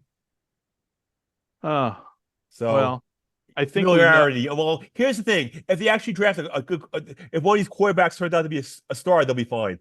I think it's going to be the LSU quarterback. They're going to get the 3rd pick. We'll see. But if they get a decent quarterback, then they might get back. We'll see. Yeah, Dave, I know as a Bills fan, you're not crying about Belichick leaving. Nope. And I know, Fran, as a Jets fan, you're not crying. Yeah, the 1 day job. Get the hell out of here. You can go. Hasta la vista, baby. The Jets coach 1 day. Get the hell out of here. So, well, I don't know. And then you got Saban leaving to Alabama, which, again, I don't think anybody's. Even Saban's not crying because I think he's laughing all the way to the bank. So, all of them are. That's the thing with these coaches now. They leave. Well, they're low. I mean, why they never have to work again the rest of their life. Greg, guess what? Belichick will probably be a coach next year on another team. Some team's gonna pick him up. I can see that. I mean, maybe the Eagles if they lose this week. We'll see. We'll see what happens. Some teams are gonna pick him up, or the Falcons. Those guys want to waste money. Go ahead. That'll be fun. With Belichick leaving and Saban retiring here, Pete Carroll's getting no attention. Be basically run out of town. Yeah. But Pete's 72, Belichick's 70. Listen, I was forced to retire when I was age 55. So it's like I'm sitting here going, yeah, I don't know. If I were their age, I'd be like, okay, it's time to just to be done and just enjoy, life. So I don't know. I'd be curious to see where they go in the future and obviously who replaces them. So, well, gents, the next item I want to talk about is, and Fran, this is really directed to you. Your latest column with Our Sports Central came out, and let's talk indoor football. Yep. And when I say indoor football, I mean all the indoor leagues. Okay. We're going. Obviously, we're in January right now, and I looked on the American Football League, Arena Football League website. I still don't see teams listed. And I know there are teams I've seen on social media. What's going on with the new AFL? Is it going to actually happen, or is this going to turn out to be vaporware like so many other indoor leagues that have, or other even outdoor leagues that have come up and just never happened? Well, it's very, very, very, very vague unless you read some blogger that thinks he knows everything. I don't know a damn thing about this. Like, there's no press releases, there's no nothing. Schedules, nothing. It's all smoke and mirrors. Somebody spread a rumor that the games are gonna be on the NFL Network. I'll see it, but hell, the NFL touches that. And what about? Obviously, everybody's like gaga over this Arena Football League coming back, but there's another indoor league, the Indoor Football League, which has been around for years. Where are they? What, for those who don't know anything about the Indoor Football League, tell describe what the Indoor Football League is and how it came to be and kind of where it's at right now. I mean, I know you've gone to, I mean, you've traveled all over and watched sports of all kinds. So, how is the Indoor Football League different from the Arena Football League? It's more of a running league. Runs a little bit more emphasis. And also, I mean, as you know, they had a relationship with the XFL last year when they had combine with some of those Right. IFL players signed with XFL team. I don't know. I wonder if that relationship's going to continue. We shall see. Okay. With UFL. And obviously, there's other indoor football leagues too. I think Champions Indoor Football League. Well, that's gone. That's gone. That's gone. Oh, because it's gone. Okay. Refa will absorb that. Okay. National Arena League. That's the one with Carolina and the Midwest and the rest of the Midwest teams. AIF is vaporwave joke. So I wouldn't touch that league either. But those people think they're know-it-alls, but no thanks. Well, with these indoor leagues, what is it about the indoor game that that causes all these leagues to keep cropping up or hanging around for so long? Is there money? I mean, are people making money in these indoor leagues? It's like a cockroach that never wants to die. That's what it seems like. Okay. But it's just, I mean, it seems like people. I mean, in the past, in the heydays of arena football, it was a badge of honor when you had that city commitment and everything else. But after a while, people are going to get tired of losing money. We saw what happened in arena football. Charles Whiting, Casey Wasserman. People will eventually. Gene Simmons with the LA Kiss. If you lose money, eventually you're going to stop. You can't just keep on losing money forever and ever and ever. I don't care how cool it is or what family member. Eventually, it runs dry and people are going to fold. So. Is it more like a vanity project for people? Just, hey, this would be cool to own a football team, and they don't realize how much money they're going to lose, and then they just say they just have. Is that what it is? Are people not doing their research as to what ownership? And it's like buying a new, it's like adopting a new pet. Oh, it'd be great and everything. And then you get the new pet at home and realize, oh, this is a lifetime commitment. It's really a joke when you have a team that folds during the season. That's the embarrassment. If you're a league, fund the team till the end of the season. Otherwise, it's a joke. You just please save face by. But these teams don't want. These leagues don't want to spend money. The other dumb thing is these leagues should have money put up front. You have to spend, so in case you run out of money, you get funded for the rest of the season. That's just my take. Okay. And then I know going through social medias before we hopped on and everything, the Iowa Rampage. Tell people about the Iowa Rampage and what's going on with them. And the floor is yours, my friend, on this one, because I just caught it, and I'm like, okay, I'll wait to talk to Fran, and he'll explain it to me. Well, the team hasn't played one down all season long. You had a coach that basically, I was talking to Paul Reese from R Sports Central, and he was telling me this coach was defending the Arena Football League left and right. This is great, blah, blah, blah, blah, blah. And guess what? He's already fired. What is going on? I have no idea. What a joke. Why hire him in the first place? And the other thing is, on Facebook, why not put up on a website? You have a screenshot of a press release. What a joke. That nobody can read. And when it comes to the Arena Football League, I mean, you got, like I said, the only team I know of are the Iowa Rampage. I think we got the Chicago Rush coming in eventually. So, I mean, from what I looked on the website, there are no teams listed. So honestly, I mean, I'd have to go research which teams have been announced, but do you think, I'm going to be honest, I'll ask you your opinion. Do you think it's going to launch when it's scheduled to launch? It will launch, but it'll get through the season. Honestly, I'll make a prediction already. I already think we already know who's going to win the championship this year. And you want to know who that is? The Orlando Predators. Because they have a history of they've had a league forever with the Arena Football League, National Arena League. They seem to know what they're doing with this team. And the thing is, the fan base still will follow. They'll get 7,000 fans, even if it's crap, because they love going to games. So I'll make a prediction.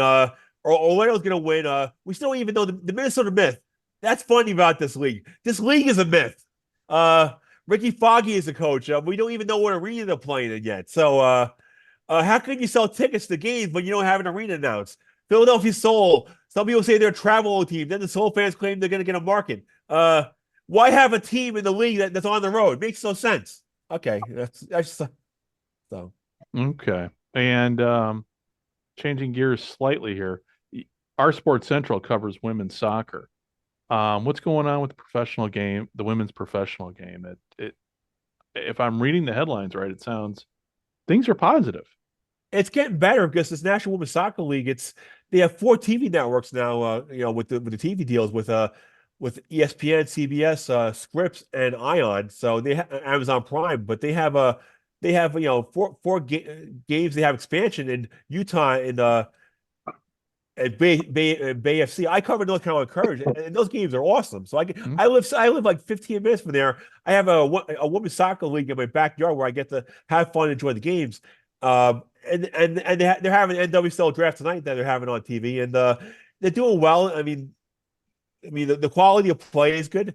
And then we have another league that's going to launch in August, the USL Super League, which is going to be they're not going to be competing with the league, but they're going to be at different times. That's going to be a league that that people are going to be. These women's fans are going to support both leagues because they're not competitors. So I'm probably going to go to a game in Charlotte in August for the home opener just to check it out. But women's soccer is fun to watch. It's exciting. It's fun to watch compared to the men's side with these other leagues. It's a more finesse product. So. And are people turning out to the games? Well, over the network, they are. No, I mean just not only ratings but also attendance wise, butts and seats. Well, Portland loves their team, so and this new and watch out for this Kansas City with that brand spanking arena. Everything they already sold out the place. San Diego loves it, so they have a lot of hot markets. It seems like one of the weakest markets, unfortunately, is North Carolina Courage because it's the thing is they got to spend more money to get more better players, to get more fans into it. Because a couple years ago when they won championships, they were getting 10,000 fans a game. So we'll see what happens. But some of the markets, they do well. But the thing is, the problem is you have to spend money and get players and you also have to win. If you win, you'll do well. So that's how it works. Right, and also too with women's hockey, pro hockey, that's trending upward as I like to say. And with the league, it's the North American Hockey League, correct? The professional women's hockey leagues. Are you talking about women's hockey? The professional women's hockey league. It's I'm sorry. I'm looking at the wrong thing on the screen here. I'm looking at the Western. Well, we've got the Western Hockey League. Those juniors. Yep. Those are juniors. Okay, my apologies. I'm sorry. Yep. I've only had one cup of Professional coffee Women's this Hockey morning. League, PWHL. Okay. Well, Dave was the expert. We'll let the expert of women's hockey, the guru. Everybody's going to tune in this week to hear his expert because he knows his sport better than anyone. Dave, the forum's all yours. It's exciting. I've been watching the games. They're on their YouTube, so it's easy to get. Anybody can get them. They're getting 14, 15, 16, 18,000 people watching them. They're filling arenas. Was it Minnesota broke another record? They had an awesome crowd. Like I said, the games are exciting. I have nieces and I like watching them play hockey. I like the Olympics. I like women's hockey, period. It's great. I'll be honest. This is hopefully it succeeds. The games are well, the support as well. It seems like every day the league is announcing another sponsor. Obviously Canada has certainly embraced it, but it's getting good crowds and getting good market penetration where the teams are in the United States as well. So I'm not being naive that it's going to rival anything, but I think after a few weeks, it's got a place in the marketplace and hopefully continues to thrive. It's been fun games. I have to say, if you get a chance, look the highlight packages, jump on YouTube, watch the game. It's fun. I love the idea. Now, this is one of the rules they're using. I love the idea that if you score a shorthanded goal, penalty's over. I like it. It's making teams stretch the ice. It's making the defense not just sit in a shell. It's a push a little bit, and it's fun. I like that new rule. It's like, never really thought about it. You know what? Pretty cool. Well, David, here's my one critique. Or maybe Greg can chime in. I'm disappointed they don't have the nicknames out. I mean, they had enough of a layover to do that. I mean, maybe do you know why they didn't? I mean, they're going to do it next year, but they should have had nicknames in place for branding purposes. It would even bring more people. Or they really want to make sure they get the right branding in place to hit it out of the park. Honestly, I don't. I don't know. For me, those old name the team contests and all that stuff, I've been a part enough of those. They're rigged. If they want to be part of Montreal or New York and then work into a name and build something with the community to even a stronger bond, I'm good. I mean, if they were the, I don't know, I'm trying to think of the Montreal whatevers. I don't know. I guess for me the whole nickname thing for these teams is not a big deal for me. I like the concentration. They've been talking to some of the general managers on shuffling the organizations because of international games and making sure they're getting cohesiveness on the teams. So if they don't have a name for it, I'm perfectly fine with it. It for me, it doesn't take anything away from what they're putting on the ice or the product they're putting on YouTube or whatever. Right. And also too, I mean, in English football, they don't have really they've got nicknames, but when it comes to Liverpool, I'm rooting for Liverpool, not the nickname. And off the top of my head, I couldn't even tell you what Liverpool's nickname is, or Arsenal, or all those. So, I mean, it's not unheard of. Here's one thing for these games, the playoff games. I want the championship games on national TV, on cable. I want it where people can actually be on TV where they can watch it or record it. Don't have it on YouTube. Don't bury it. Please get it on a network where fans can actually watch the game. And then if I'm out, I can tape it and get my gist when I get home. But Fran, at this point in time, the only way they're going to be on network TV is to buy a 2-3 hour block. And that doesn't work for their financial model. Nope. Arena football do that, and they got buried. I think they have a great concept. They have a great idea, and what they're going to do is, instead of paying like Vince McMahon did to be on NBC or be a partner and actually put money into this, you know what? We're going to put our games on YouTube. We're selling a ton of tickets. We're getting a lot of publicity. You know what? Let's throw on. And the numbers are great. 18,000 people watching a professional women's hockey game on a Tuesday night. Yeah. Well, that's impressive. To me, that's great. Now, granted, that rating on, obviously, they're not going to be on NBC or CBS, but what's going to be that rating if they paid $400,000 to be on W or Bravo or anything? Like, I mean, I guess, and then we're limiting ourselves. We're limiting on how many people have access to ESPN2. Now you're taking all these young girls out of the equation because now they have to go find somewhere. Now they have to have a subscription. It's like all these young girls and all these kids and all their target audience knows YouTube better than anybody. Yeah. All you got to do is just click and look. And again, and everybody's watching on their phone too. Yeah. And tablets everywhere. And the stream is amazing. Yeah. I mean, it is crystal clear, no issue. So there's money being spent. Yeah. So it's like, you know what? That's good. That's good. That's going to grow them faster than having an ad be placed on a broadcast and get XFL numbers. Mm-hmm. And plus, you can stream it on your Apple TV, so you can actually get a YouTube feed, but it'll be watching on TV. So yeah. I don't know other leagues. Yeah, YouTube is, you and I, we've all had this discussion before, but YouTube is the UHF channel for the world.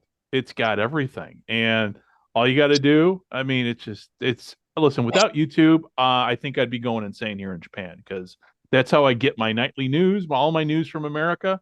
I get it off of YouTube. And hey guys, before we wrap everything up here, because I want to do this longer, but unfortunately, I got a handyman here at the house, so we won't stay on the line too long. But Fran, what else is going on in the world of sports that you covered last week and that you're going to be writing about this week? Well, this week the NWSL draft. We have that, and also what happened with NWSL. We have the Old Reign that they finally rebranded as Seattle Reign, and now we have that Mississippi team in that Southern League. Now they're Columbus, Georgia. So that's a baseball. The Braves want to be close to the home, so they want to save money. So the thing is, I love about the week around the leagues. Sometimes things come out of nowhere. And also tomorrow morning I'm going to interview the Pro Volleyball Federation founder Dave Wyndham, who, if you guys know him in Arena Football days, he was a long time involved as a coach of Arena Football. So I'm going to actually talk about the 7 teams, about their TV partners, and see if pro women's volleyball can make it. Dave, what do you think? Can it make it? Sure. I think I'm looking forward to it. I'm definitely going to watch it. Yeah. I'm here. This is my opinion on all this. I'm in favor of every single sporting event or sports league that can pay athletes, create jobs for people in the offices, and sustain people to live. I think it's great. I've said it before. I worked 20 years in professional sports. It was an amazing 20-year run. And I would like everybody. I mean, the pay's not the great, but I didn't do it for the pay. So if you can get these teams and leagues and they can sustain themselves, do it. I love it. Well, in a couple of weeks, I'm flying to Atlanta, and I'm going to see the Atlanta Vibe home opener against the San Diego Mojo. I'm hoping Carrie Walsh Jennings is there, the co-owner of San Diego. She's an Olympian. I'm like, Yep. When I talk to Dave, I'm like, please let me get her as a guest, because that's instant credibility to have her involved all she's done in sports. And like I say, hopefully Dave can open up more doors for me to get more access to some of these volleyball players, and it'll be fun. I'm looking forward just to having something fun. They're going to be on CBS Sports Network. They'll be on some of the streaming services, and it's going to be just a fun team. I mean, I'm hoping there's going to be a team in the Carolinas eventually that I can go to and support. We'll see. Yeah. We got pro volleyball here in Japan, and it's actually on network TV. So occasionally you can stumble on games. So it's taken off. Pro volleyball in Europe is huge. Yeah. And they give you making a decent living between $60,000 and $100,000. That's not bad for women's volleyball. The roster is gonna be around 11 players. But hey, man, if you can, come on, how many kids can make that much money playing a professional sport? Not that much, WNBA players have struggles getting amounts like that. So right. By all means, I'll be very interested to talk to Dave, get his vision, and let's see how this league goes over the next couple of years. Yep. Yeah. Well, guys, on that note, I don't know if you can hear it on my end, but I got hammering going on here. So we will end the show here. And for everybody who is listening, Fran, where can everybody find you and all your work at online? rsportscentral.com. I don't need any random guys friend requesting me on Facebook. No thanks. Okay.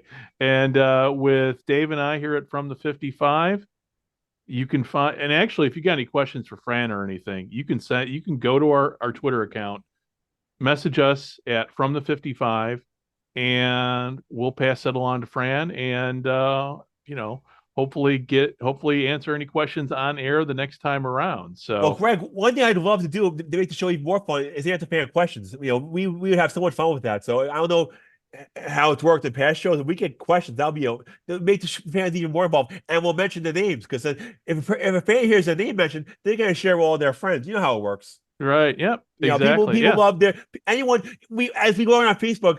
If you mention someone's name, they're like passing out like a Gaga rock star. Come on, you know how it works, and we know who these people are. Yep. Yeah. No, I know.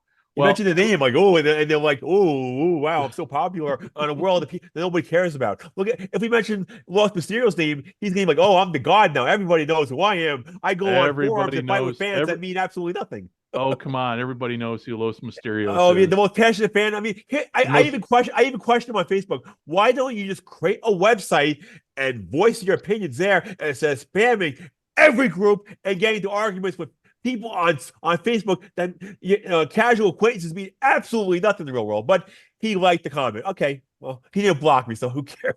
Well, I'm unfortunately I can't see his comments anymore because, well, he blocked me. So, and on that note, I will wrap the show up here.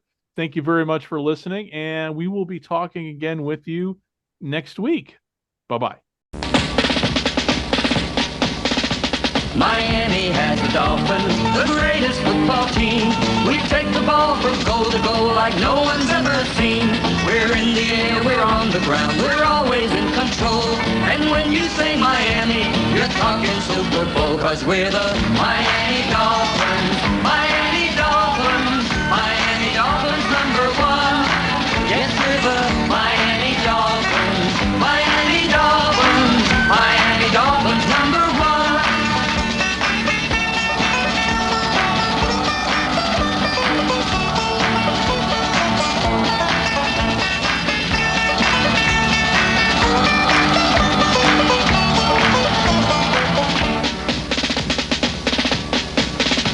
Miami has the Dolphins, the greatest football team. We take the ball from goal to goal like no one's ever seen. We're in the air, we're on the ground, we're always in control. And when you say Miami, you're talking Super Bowl, 'cause we're the Miami Dolphins.